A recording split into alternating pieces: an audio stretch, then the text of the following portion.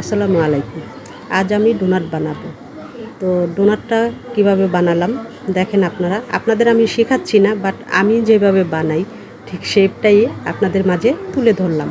তো দেখেন, প্রথমে আমি 1.5 চামচ ইস্ট নিয়েছি, 1 টেবিল চামচ তেল এবং 4 চামচ চিনি দিয়ে হালকা কুসুম পানি দিয়ে আমি এটাকে ভিজিয়ে নিলাম। ভিজিয়ে নেওয়ার পরে আমি এখানে ময়দাটা রেডি করলাম। 4 কাপ ময়দা নিয়েছি। দেখেন আমি ময়দাটা নিলাম, তারপরে একটা ডিম ফেটে নিলাম। ফেটে নেওয়ার পরে হালকা পরিমাণ লবণ,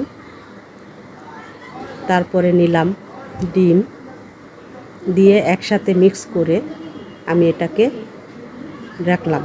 তো বন্ধুরা, আমি আপনাদের মাঝে নতুন, আমি আপনাদের কাছে সাবস্ক্রাইবটা চাচ্ছি।